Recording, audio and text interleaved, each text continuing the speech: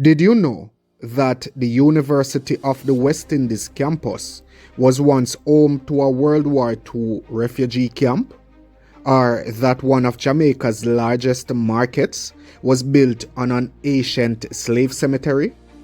In this compilation, we explore these compelling stories and more, including the profound impact of the Zong Massacre and the legacy of the Windrush Generation. Join me as we uncover the untold chapters of our past, shedding light on the stories that have shaped our present. Even though the Gibraltar Camp Road section of the UWI campus in St. Andrew, Jamaica seems quiet and unassuming today, 60 years ago it was totally different. It was the site of an evacuation camp for some 1,500 Gibraltarians, hence its name, and I'm not sure if it's Gibraltarians or Gibraltarians, as I've heard both terms. It was also an army base and later an internment camp. The land was covered with row after row of wooden huts and a few commodes here and there. It all began in November 1941. Some 500 Polish Jews were staying in Lisbon, Portugal, which at the time was one of the only Western countries which was still letting Jews in, as their visas to the United States were no longer valid and they faced deportation. This meant they would return to the Nazi occupation lands to be sent to death camps. I don't know if the video is going to monetize because I'm going to use some words where YouTube no like. About 200 of them decided to ask for the assistance of the exiled Polish government. And the day before the deportation date, they reached an agreement with the British government that would see them evacuated to the Gibraltar camp in Jamaica, which was a British colony at the time. The British government demanded in return that the Jews would fund their stay, to which they all agreed. The 200 who were lucky enough to remain on the list of the living arrived at the Lisbon port on January 24, 1942, joining some 850 Jewish refugees on a ship making its way to the US, Latin American countries, and Cuba. On February 9th, the ship docked at the Kensington port, bringing 157 refugees headed to the Gibraltar camp. They were later joined by some 100 additional refugees from Luxembourg and the Czech Republic. In 1940, the English had given orders to establish an evacuation camp for anywhere between 7,000 and 9,000 war-threatened civilian inhabitants of their Mediterranean colonies, Gibraltar and Malta. Located at the entrance to the Mediterranean, the Straits of Gibraltar, which link the Mediterranean Sea and the North Atlantic Ocean, are found on the southern coast of Spain. Malta is located in the middle of the Mediterranean, halfway between Sicily and North Africa. Seated under the Treaty of Utrecht, Gibraltar has been a British colony since 1704. During World War II, which broke out in 1939, the civilian population was evacuated to Britain, Madeira, and Jamaica in order for Gibraltar to be fortified against the possibility of a German attack. By 1942, 30,000 British soldiers, sailors, and airmen were found on Gibraltar, and 1,500 Gibraltarians were in Jamaica at the time. The then Mona estate was considered an ideal location for a refugee camp because at the time it was government property, spacious enough and located close to Kingston.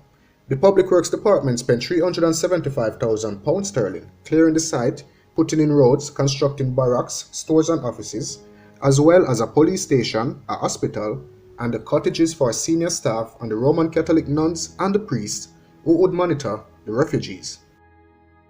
Major General Bob Nish recalls hearing that many of the barrack frames were constructed on board ships en route to Jamaica, which accelerated the building process immeasurably.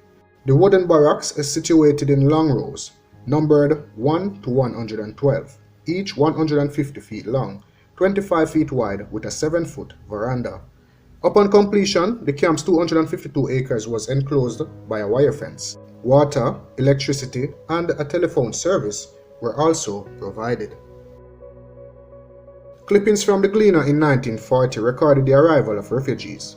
The photo on screen shows some of the barracks erected for the refugees at Gibraltar camp in Mona. The first set of 1,104 Gibraltarians, 185 men, 673 women, and 246 children arrived on the Nurela in October 1940. And guys, the Nurela was an hospital ship launched on September 12, 1912. It was owned by the British India Steam Navigation Company, and you can research that. It's a really interesting story. Thousands of Jamaicans turned out to welcome them, punctuating their bus trip to the camp with cheers. One of those was a young Jackie Thwaites, who remembers how as a Boy Scout his troop turned out to help guide the Gibraltarians on their way.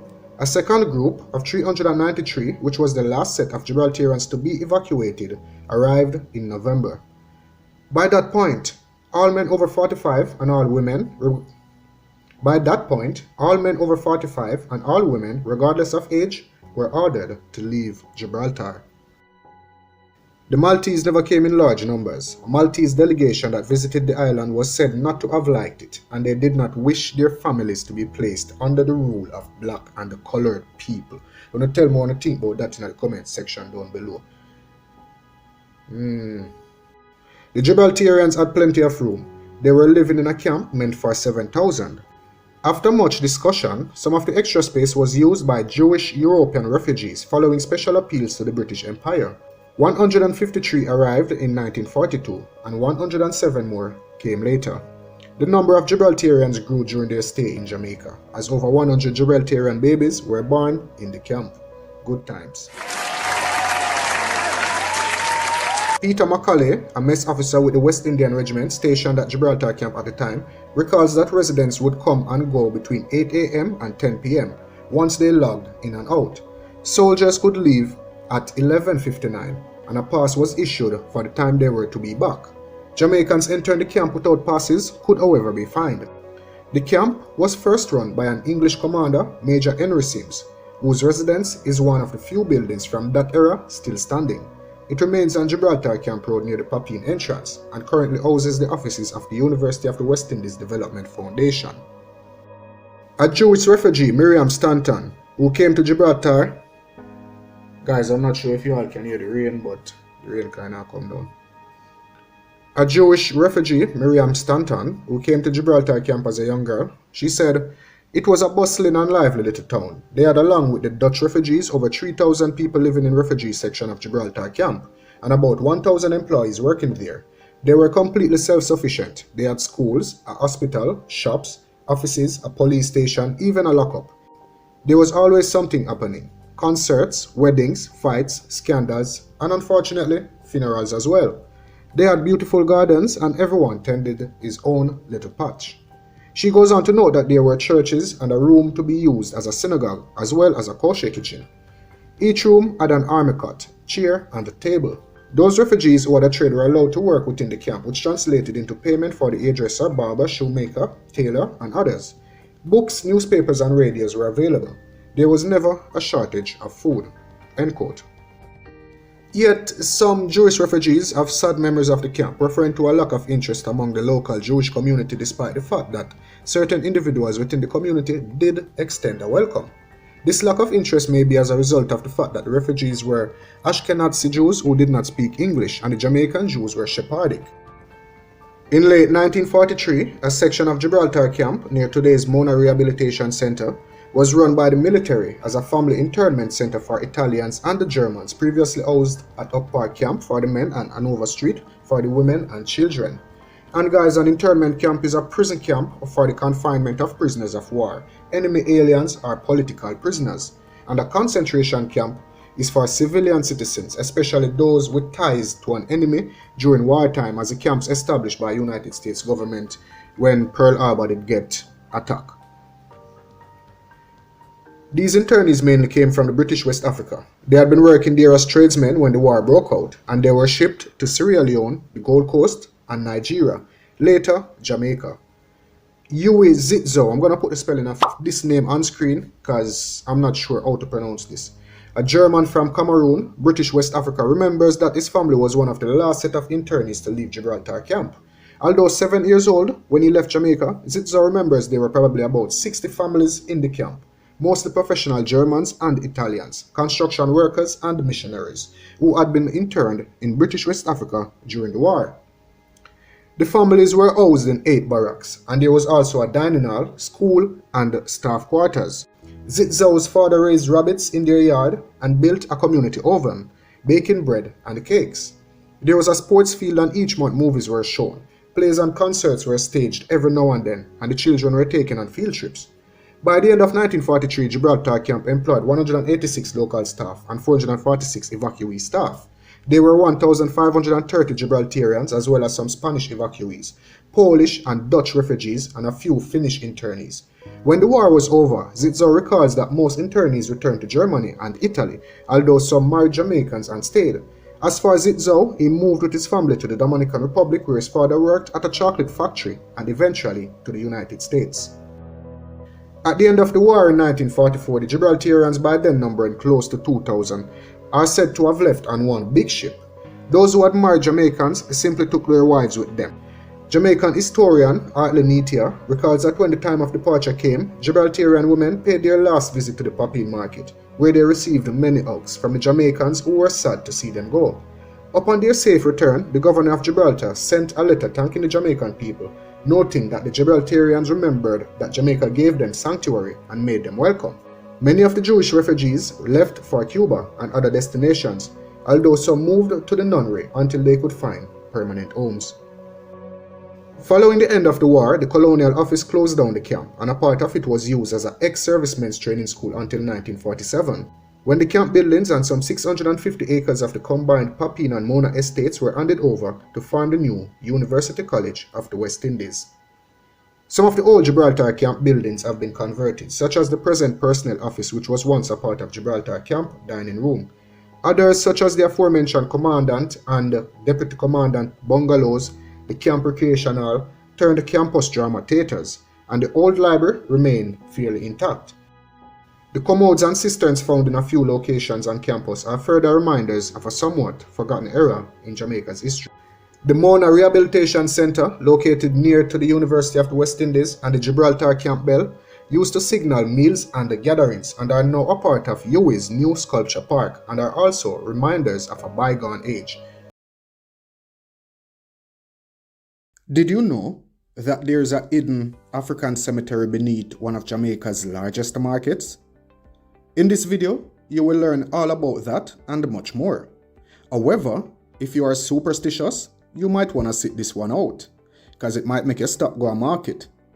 Anyway, in the heart of downtown Kingston, Jamaica, lies the bustling Coronation Market, a vibrant hub where vendors sell everything from fresh produce to handmade crafts.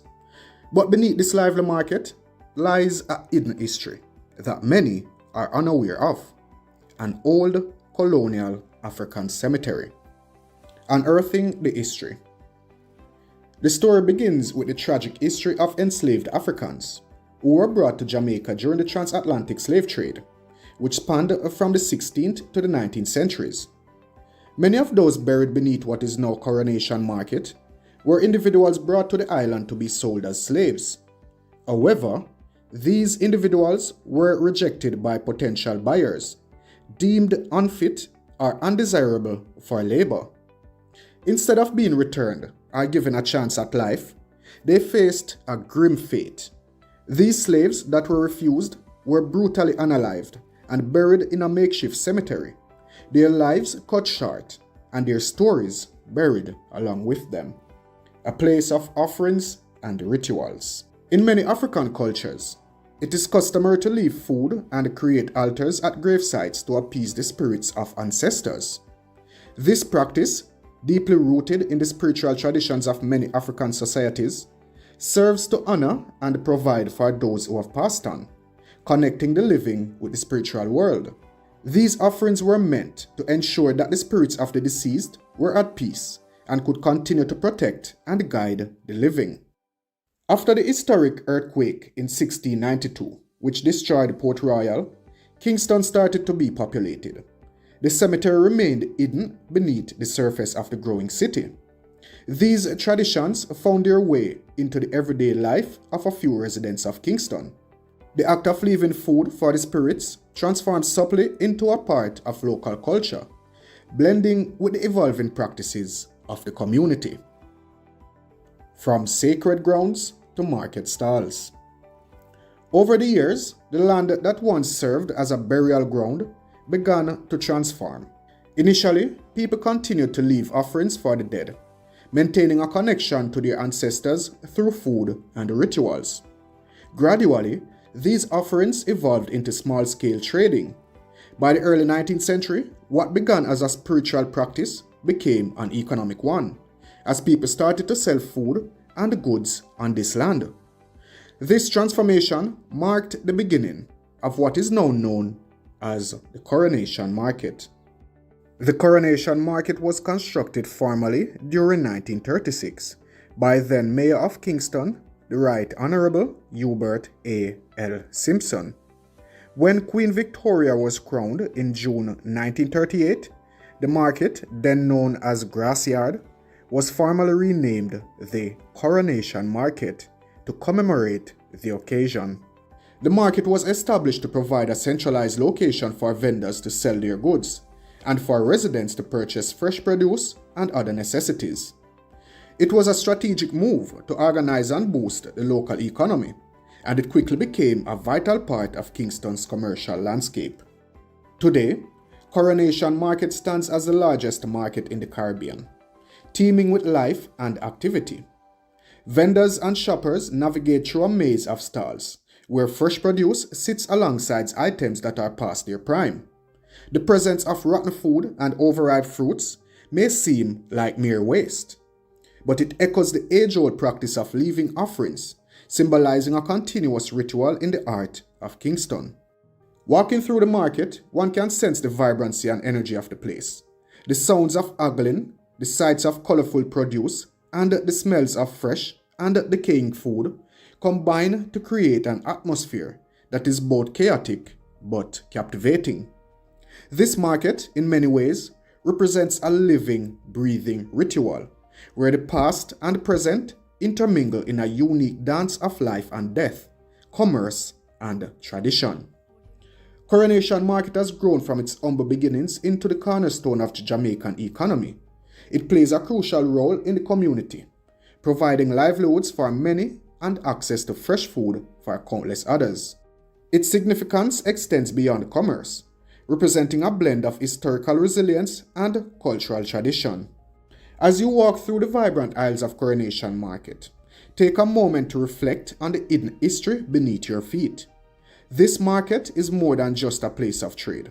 It's a living testament to the enduring spirit of those who came before us and the rituals that continue to shape our present. The layers of history, culture, and tradition that lie beneath the surface of the market reminds us of the complex and often painful past that has shaped the world we live in today. In recognizing and honoring this hidden history, we gain a deeper understanding of the rich tapestry of human experience that defines Kingston and Jamaica as a whole. Coronation Market, with its vibrant life and poignant past, stands as a powerful symbol of the continuity of African traditions and the indomitable spirit of the Jamaican people. Thank you. On the 6th of September 1781, the Zong, a slave ship, left the west coast of Africa, bound for Jamaica. The ship was overcrowded, carrying 442 kidnapped Africans. The human cargo was manacled and packed so tightly they had no room to move. But for the captain, Luke Collingwood, the more Africans he could squeeze in, the greater the margin of profit for both the ship's owners and himself. The Zong was originally named Zorg, meaning care in Dutch, by its owners, the Middelburg Commercial Company. It operated as a slave ship based in Middelburg, Netherlands, and made its first voyage in 1777, delivering kidnapped Africans to the Dutch colony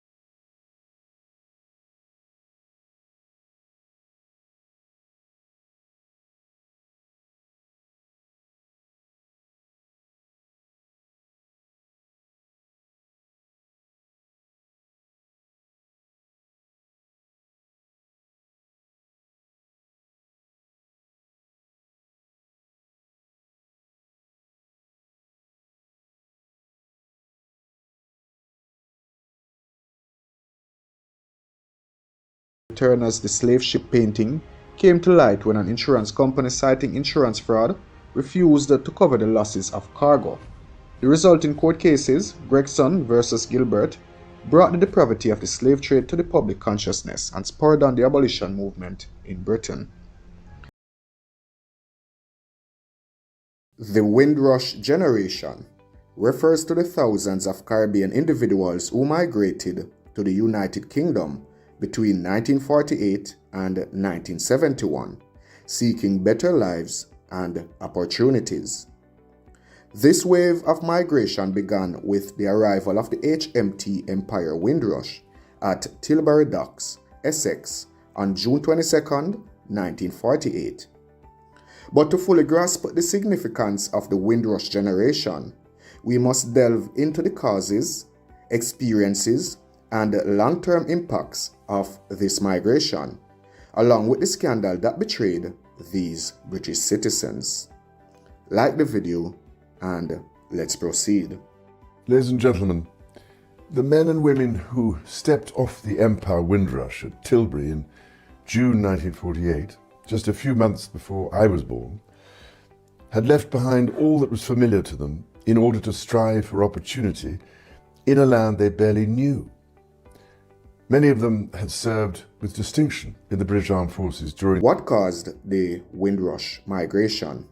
The Windrush migration was born out of necessity and opportunity.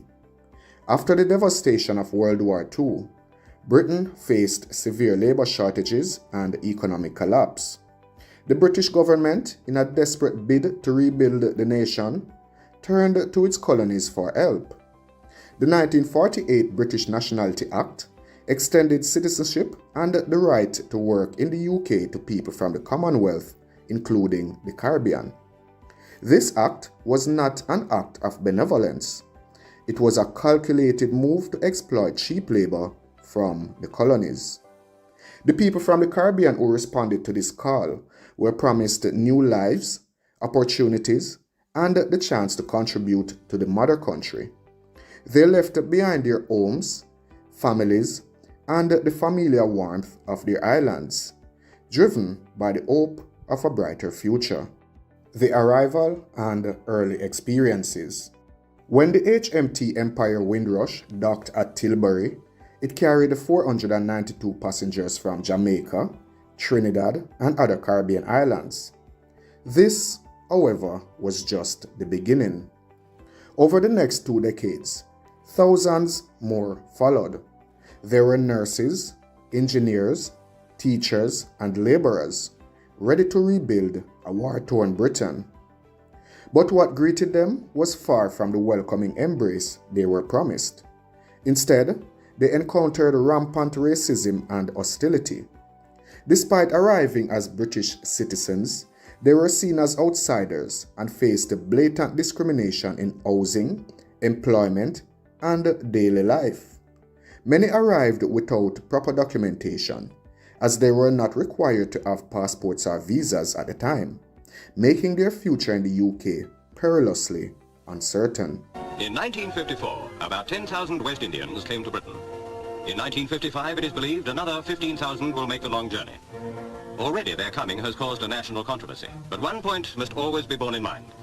Whatever our feelings, we cannot deny them entry, for all are British citizens and, as such, are entitled to the identical rights of any member of the Empire.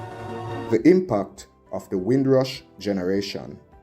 The contributions of the Windrush Generation to British society are immeasurable. They filled critical labor shortages in the NHS, transport, and manufacturing sectors. Beyond their economic contributions, they brought with them rich cultural traditions that have profoundly influenced British music, food, sports, and arts. Icons like Sir Trevor MacDonald, Lenny Henry, and Flowella Benjamin emerged from this generation, breaking barriers and paving the way for future generations. However, their journey was fraught with adversity. Housing discrimination was rampant. Many were forced into substandard accommodations, often at extortionate rents. Employment opportunities were limited, with many facing blatant racism in the workplace. Yet, through sheer resilience and determination, they carved out a space for themselves and their descendants in British society. The Windrush Scandal, a betrayal. When my parents and their generation arrived in this country under the Nationality Act of 1948, they arrived here as British citizens. It is inhumane and cruel for so many of that Windrush generation to have suffered so long in this condition, and for the Secretary of State only to have made a statement today on this issue. In 2018, the Windrush scandal erupted, revealing the depths of betrayal by the British government. It was exposed that many Windrush migrants who had lived in the UK for decades were being wrongfully detained, denied legal rights, and even deported. These individuals who had dedicated their lives to building Britain were suddenly labeled as illegal immigrants. The scandal laid bare the systemic racism and injustice that had always simmered beneath the surface. Can she apologise properly? Can she explain how quickly this team will act to ensure that the thousands of British men and women denied their rights in this country under her watch in the Home Office are satisfied? The government's response was insufficient and insincere. An apology was issued, and a compensation scheme was established. But the damage was already done. Many of these British citizens found themselves stranded, facing deportation to countries they had left as children or young adults. The bureaucratic hurdles they encountered were immense, often because they lacked the proper documentation, which they were never required to have in the first place. So where are they now? Today, the Windrush generation is both celebrated and scarred. Many of the original migrants and their descendants continue to live in the UK, maintaining a strong sense of identity and pride in their heritage. Windrush Day, celebrated annually on June 22nd, honors their legacy and raises awareness about their experiences. Despite their contributions, the scars of the Windrush scandal remain. Many are still fighting for justice and recognition, struggling with the bureaucratic hurdles of the compensation scheme. The descendants of the Windrush generation continue to push for equality and representation, making significant strides in various fields while acknowledging the hardships endured by their forefathers. The story of the Windrush generation is one of hope, resilience, and betrayal. Driven by the promise of a better life, they left their homes to rebuild a foreign land, only to be met with hostility and discrimination. Their contributions to British society are undeniable, yet their journey has been marred by systemic racism and injustice. The Windrush scandal was a stark reminder of the ongoing fight for equality and recognition. So as we honor their legacy, we must continue to address the wrongs of the past and ensure that such injustices are never repeated. Thank you for watching.